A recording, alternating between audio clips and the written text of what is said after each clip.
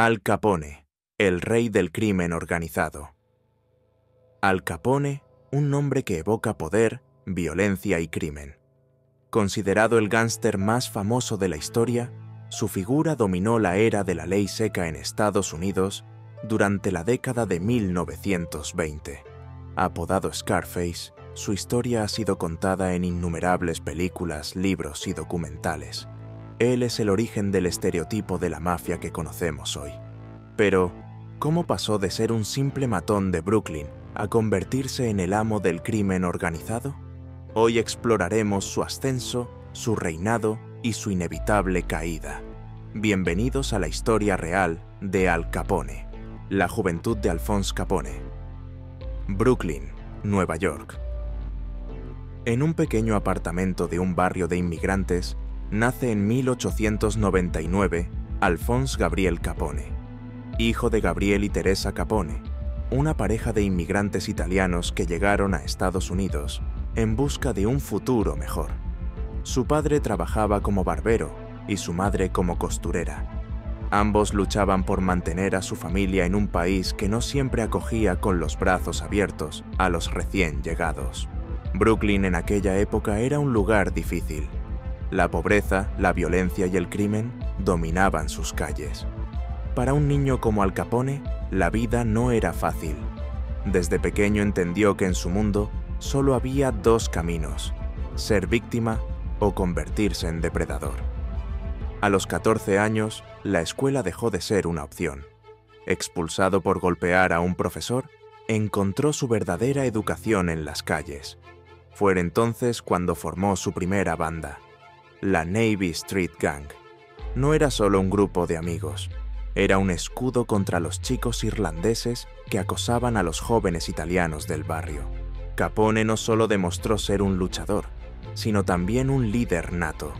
Su carisma y su capacidad para imponer respeto lo colocaron al mando del grupo, una habilidad que lo acompañaría por el resto de su vida. A los 19 años, su vida tomó un giro inesperado. Se casó con Mary Coughlin, una joven irlandesa a la que conoció en un bar. Poco después, nació su único hijo, Albert Francis Capone. Pero la felicidad familiar no aseguraba estabilidad económica. Sin educación ni oportunidades laborales, Capone sabía que las calles serían su único medio para sobrevivir, y la delincuencia de Nueva York pronto le abriría las puertas. El primer contacto con el crimen organizado.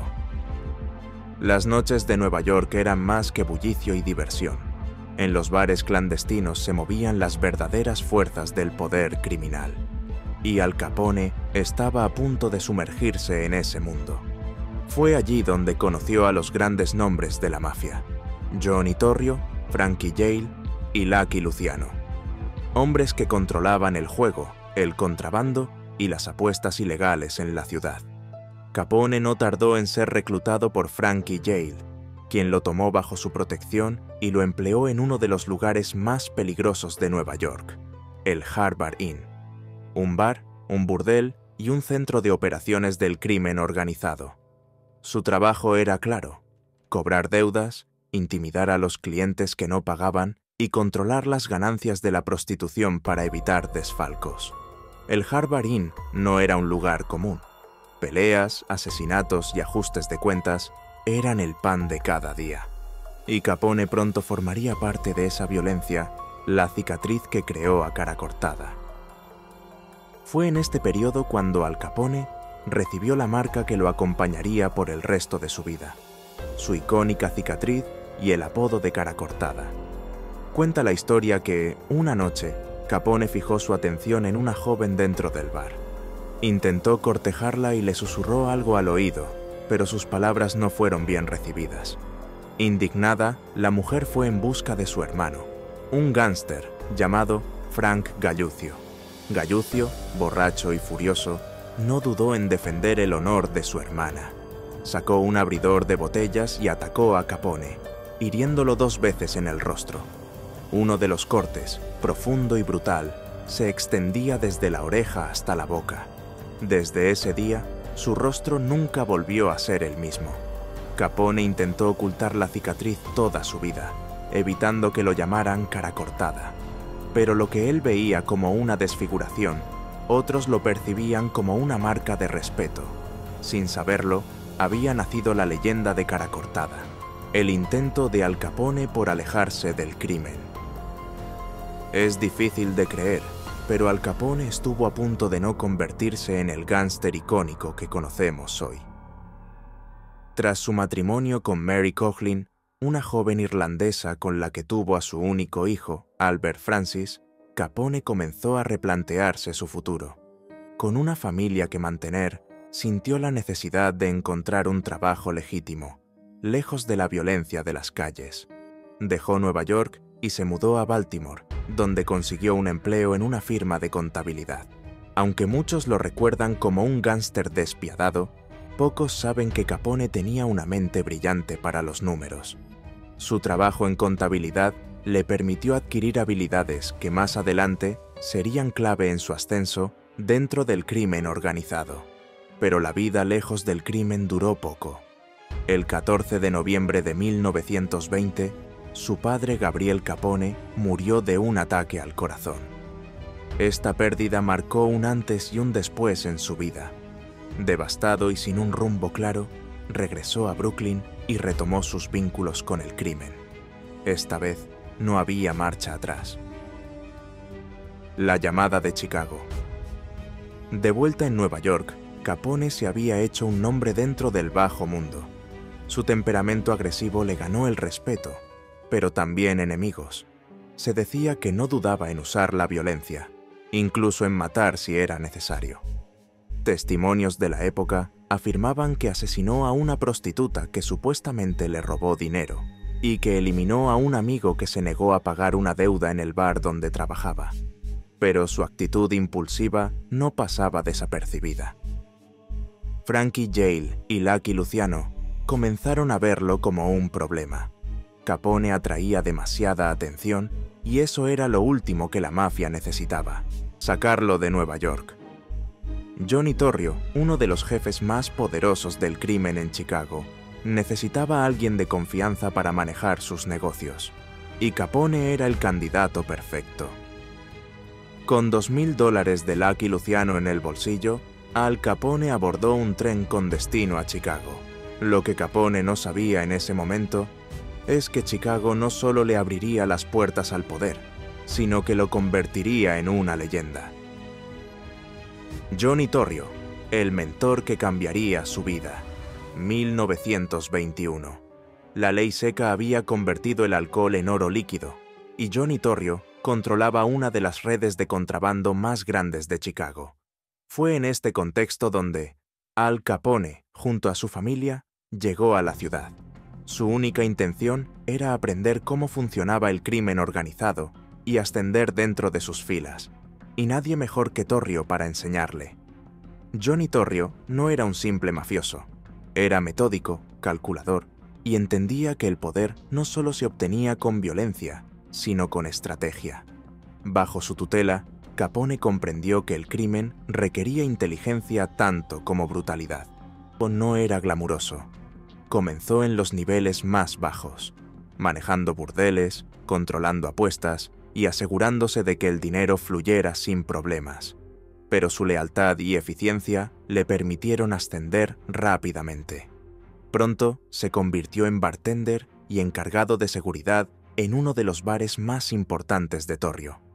Un lugar donde el alcohol ilegal corría sin restricciones, pero donde las peleas y asesinatos eran parte del día a día. Capone demostró ser un hombre de negocios con instinto para el crimen.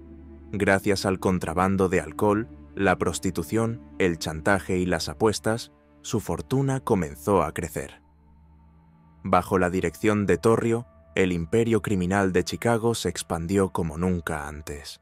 Los burdeles y bares clandestinos florecían, el dinero fluía y la mafia era más poderosa que nunca.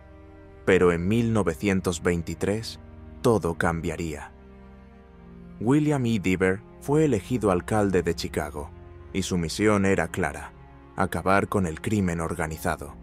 Dever ordenó el cierre de cientos de bares clandestinos y casas de apuestas, obligando a Torrio y Capone a tomar una decisión drástica: trasladar sus operaciones a las afueras de la ciudad, a un lugar llamado Cícero, la toma de Cícero.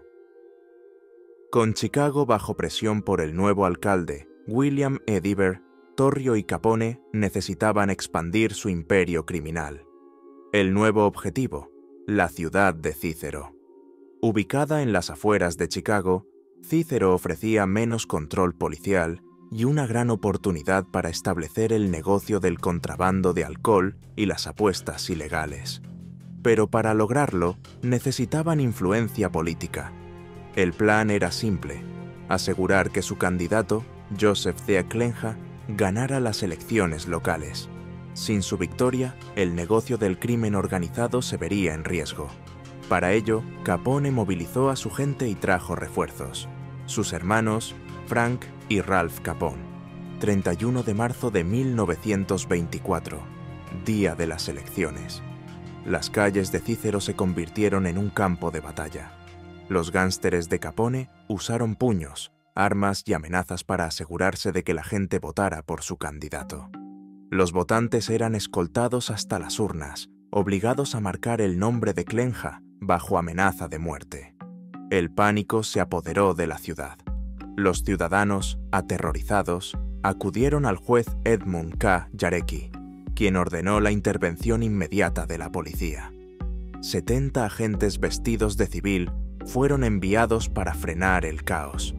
Pero cuando llegaron, la situación estalló en violencia. Cuando los policías encubiertos descendieron de sus vehículos, vieron a Frank Capone intentando sacar su arma. Lo que sucedió después fue una masacre. Sin dudarlo, los agentes dispararon a sangre fría, acribillando a Frank Capone hasta vaciar sus cargadores. Su muerte fue brutal e inmediata. A pesar del caos, los esfuerzos de Capone y Torrio no fueron en vano. Joseph Z. Clenja ganó las elecciones, garantizando que el crimen organizado pudiera operar sin restricciones en Cícero. Sin embargo, la victoria tuvo un alto costo. Al Capone perdió a su hermano Frank en la batalla. Su muerte lo marcó profundamente y, por primera vez, el rey del crimen sintió el peso de la pérdida: su rivalidad con las bandas irlandesas. Después de establecer su dominio en Cícero, Capone y Torrio expandieron su imperio con una nueva casa de apuestas que generó cerca de $1.500.000 en sus primeros años. Una fortuna para la época.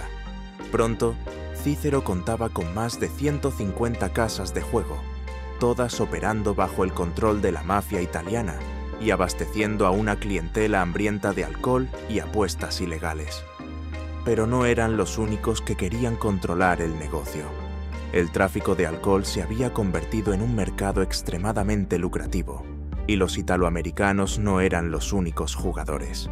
Las bandas irlandesas, que habían operado en Chicago mucho antes que ellos, no estaban dispuestas a perder su territorio sin luchar. La guerra entre italianos e irlandeses. Lo inevitable sucedió. Las bandas irlandesas y la mafia italiana entraron en guerra. Liderados por Dean O'Banion, los irlandeses atacaron los negocios de Torrio y Capone, intentando recuperar el control del tráfico de alcohol. Su objetivo era claro: eliminar a Johnny Torrio y tomar el control. En un intento despiadado por deshacerse de Torrio, organizaron un ataque, pero fallaron. Torrio logró sobrevivir, lo que le dio la oportunidad de contraatacar. El 10 de noviembre de 1924, la venganza llegó. O'Banion fue asesinado en su propia floristería, recibiendo 2 disparos en el pecho y 2 en el cuello. ¿Los responsables? 3 de los hombres de Torrio: Frankie Yale, John Scalise y Albert Anselmi. Pero esto no acabaría ahí. La venganza irlandesa. Con O'Banion fuera del camino, Torrio y Capone pensaron que la guerra había terminado. Pero la mafia irlandesa no iba a rendirse tan fácilmente. 2 gánsteres irlandeses, Jaime Weiss y Bugs Moran, juraron vengar la muerte de O'Banion. En enero de 1925, planearon otro atentado contra Torrio. Esta vez, el ataque estuvo cerca de tener éxito. Torrio fue gravemente herido y estuvo al borde de la muerte. El atentado fue suficiente para convencerlo de que Chicago se había vuelto demasiado peligrosa para él. Decidió retirarse del crimen, dejando el control total de la organización en manos de Al Capone. La respuesta de cara cortada. Aunque Capone no buscó represalias inmediatas por el intento de asesinato de Torrio, sabía que los irlandeses seguían siendo una amenaza. El primer objetivo en su lista, Jaime Weiss. Para ejecutar el golpe, reunió a un equipo de 5 asesinos, incluyendo a Frank Nitti, Anthony Accardo, Frank Diamond, Albert Anselmi y John Scalise. El 11 de octubre de 1926, tras vigilar los movimientos de Weiss durante días, finalmente encontraron la oportunidad perfecta. Cuando Weiss y 3 de sus guardaespaldas salían de su tienda, fueron brutalmente acribillados por los hombres de Capone.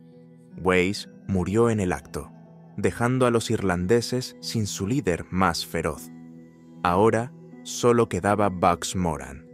Si eliminaba a Moran, Capone tendría el monopolio del tráfico de alcohol en Chicago. La masacre de San Valentín. Chicago, 1927. William H. Thompson es reelegido como alcalde, y con él regresa la corrupción que permite a la mafia operar con mayor libertad. Para Al Capone, esto significaba una oportunidad de oro. De vuelta en su cuartel general tras años de presión policial, Capone tenía un objetivo claro: eliminar a su último obstáculo en el control total del tráfico de alcohol en Chicago. Ese obstáculo tenía un nombre: Bugs Moran. Moran y Capone habían librado una guerra feroz durante años. Las calles de Chicago estaban cubiertas de sangre, los asesinatos se multiplicaban y la violencia era incontrolable.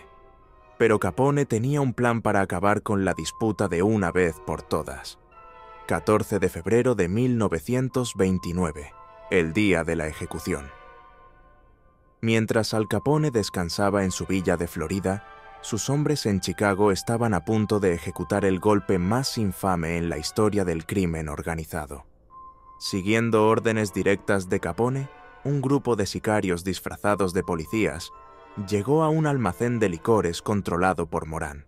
Ordenaron a los 7 hombres presentes alinearse contra la pared. Pensando que se trataba de una redada común, los hombres de Moran no pusieron resistencia, pero esta vez no habría sobornos ni escapatoria. La carnicería. Sin previo aviso, los sicarios abrieron fuego.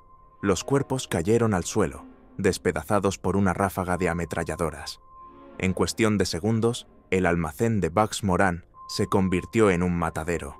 Pero había un problema. Bugs Moran no estaba entre las víctimas.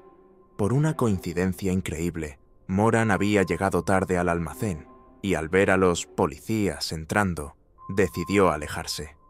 Este simple retraso le salvó la vida. El fin de una era. Aunque la masacre de San Valentín no eliminó a Bugs Moran, su impacto fue devastador. Moran nunca se recuperó de la pérdida de su organización y, con el tiempo, se desvaneció en la irrelevancia. Terminó realizando robos menores y, finalmente, fue arrestado por un asalto a un banco. Murió en prisión en 1957. Para Al Capone, la guerra había terminado. Con todos sus rivales fuera del camino, el control total del crimen organizado en Chicago nunca había estado tan cerca. Al Capone en la conferencia de Atlantic City. Mayo de 1929. Los jefes más poderosos del crimen organizado en Estados Unidos se reúnen en Atlantic City. El objetivo de esta cumbre histórica era claro: reducir las tensiones entre las familias mafiosas y evitar guerras que pudieran afectar sus negocios. Entre los asistentes estaban Lucky Luciano, Meyer Lansky, Frank Costello, Albert Anastasia y Willie Moretti. Y, por supuesto, Al Capone. Pero a diferencia de otros mafiosos, Capone no era bien recibido. Desde la masacre de San Valentín, la prensa lo había convertido en el rostro del crimen organizado. Demasiada atención, demasiados titulares. Algunos jefes consideraban que su presencia era un problema y que lo mejor sería deshacerse de él. En la reunión se le advirtió: bajar el perfil o enfrentar consecuencias. Capone, siempre un estratega, decidió tomar la advertencia en serio, pero de una manera inesperada. Un breve paso por la prisión. Para Capone, la mejor forma de desaparecer del radar era hacer algo que nadie esperaba: dejarse arrestar voluntariamente. Apenas 16 horas después de la conferencia de Atlantic City, Capone orquestó su propio encarcelamiento. Llegó a un acuerdo con la policía de Filadelfia para ser arrestado por posesión ilegal de armas. Su objetivo era simple: enfriar la atención de la prensa y evitar la creciente presión del FBI. La sentencia fue leve: 1 año de prisión, pero con la ayuda de sus abogados, la condena se redujo considerablemente. Cuando salió, las cosas habían cambiado. El público ya no lo veía como un gángster intocable, sino como un criminal peligroso. Aunque volvió a los negocios, su imagen estaba dañada. Cara Cortada intenta restaurar su imagen. Consciente del impacto negativo que su reputación estaba teniendo, Capone intentó rediseñar su imagen. Se convirtió en una figura pública, dejando ver su lado más extravagante. Era un fanático de los deportes y asistía con frecuencia a combates de boxeo, partidos de béisbol y carreras de caballos. En estos eventos, no era raro verlo acompañado de políticos y figuras públicas, quienes no dudaban en mostrarse con él en público. En su tiempo libre, disfrutaba del teatro, la ópera, el jazz, el póker y la natación. Era un hombre de excesos, pero también un maestro en el arte de la autopromoción. La prensa lo adoraba. Cada aparición suya era noticia. Y poco a poco, el mito de Al Capone comenzó a crecer. Pero su reputación, gravemente dañada tras la masacre de San Valentín, seguía generando rechazo en muchos sectores de la sociedad. Para contrarrestar esto, Capone decidió reinventarse. Esta vez, como un benefactor del pueblo. Ayudar a los pobres para mejorar su imagen. Acorralado por el gobierno y con su imagen pública bajo asedio, Capone intentó otra estrategia: convertirse en un hombre del pueblo. En ese momento, su imperio criminal generaba cerca de $120 millones al año, el equivalente a $1.500 millones hoy en día. El dinero no era un problema. Su reputación, sí. Para limpiar su imagen, decidió realizar actos de caridad. Su movimiento más simbólico fue la apertura de un comedor social durante la Gran Depresión de 1929. Miles de personas desempleadas y hambrientas hacían fila para recibir comida gratuita. Para ellos, Capone no era un gángster, era un salvador. Pero detrás de esta aparente generosidad había una intención clara: construir la imagen de un Robin Hood moderno, un hombre que robaba a los ricos para ayudar a los necesitados. La estrategia funcionó, por un tiempo, pero la ley no olvidaba sus crímenes, y la caída de Al Capone estaba cada vez más cerca. Al Capone, enemigo público número 1. Después de la masacre de San Valentín, Al Capone dejó de ser solo un mafioso más. Se convirtió en el rostro del crimen organizado en Estados Unidos. El escándalo fue tan grande que sus actos de caridad y sus apariciones públicas ya no bastaban para limpiar su imagen. La prensa y la opinión pública lo veían por lo que realmente era: un asesino despiadado y el jefe absoluto del crimen en Chicago. El gobierno tomó una decisión: Al Capone debía caer. La imposible caída de Capone. Pero había un problema. Capone era intocable. Su red de corrupción y sobornos alcanzaba todos los niveles de la ciudad. La policía, los jueces, los políticos, todos tenían un precio. En su apogeo, su ejército de matones era más poderoso que las propias fuerzas del orden. Además, no había pruebas concretas para incriminarlo. Contrabando, extorsión, proxenetismo, apuestas ilegales e incluso asesinatos, todo el mundo sabía que era culpable, pero nadie podía demostrarlo. Elliot Ness y los intocables. El gobierno necesitaba una estrategia diferente. Fue entonces cuando entró en escena Eliot Ness, un agente del Departamento del Tesoro. Junto a su equipo, los intocables, Ness emprendió una campaña para desmantelar las operaciones de Capone. Pero incluso ellos, con toda su determinación, solo lograron obstaculizar levemente los negocios del gángster. El gobierno y el FBI no tenían opción. Debían encontrar otra forma de derribar a Capone, acusado por fraude fiscal.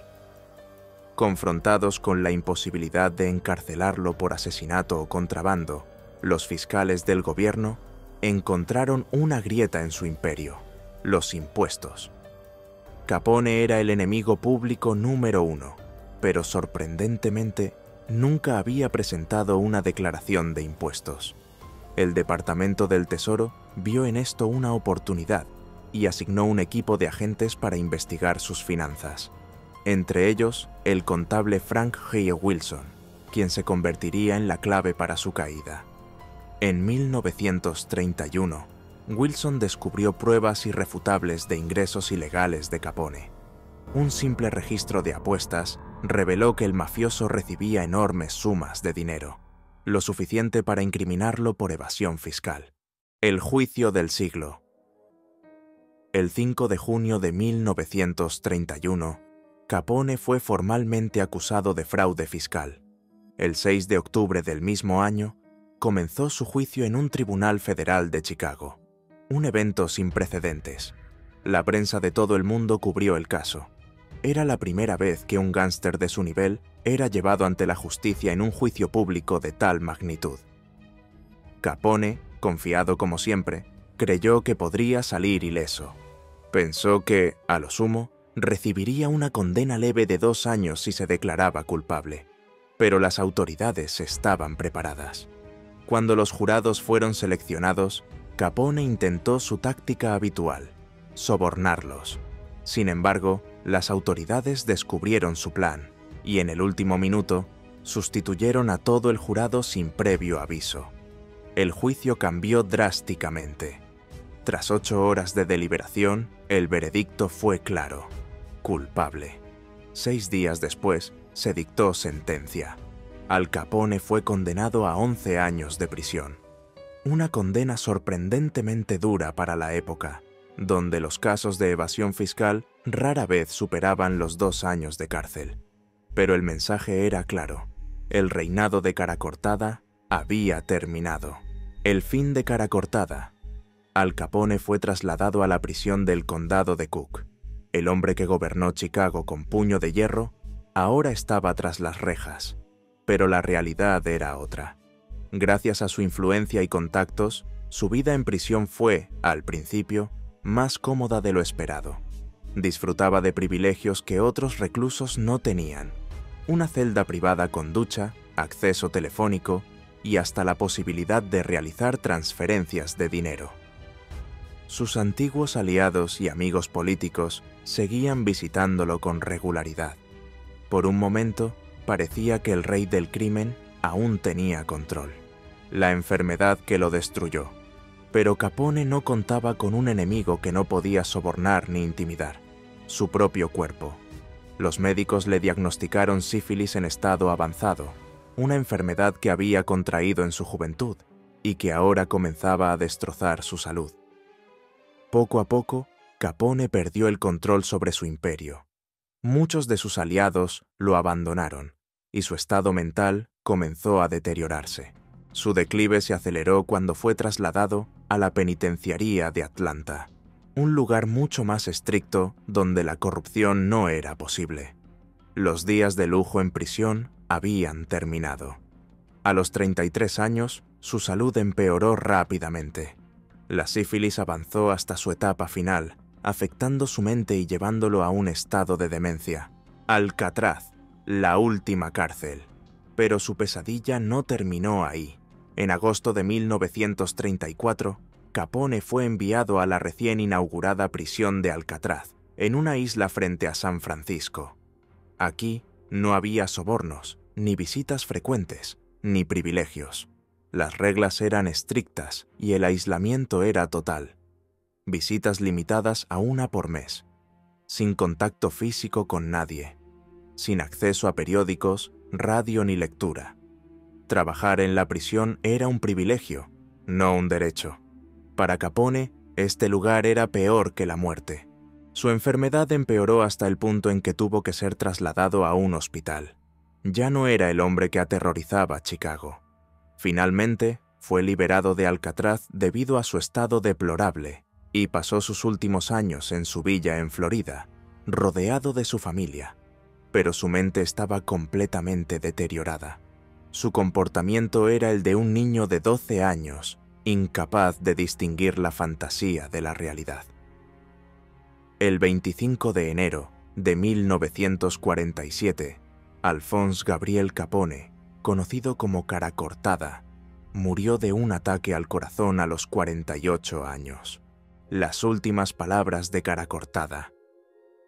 En una de sus últimas entrevistas, Capone dejó una reflexión sobre su vida.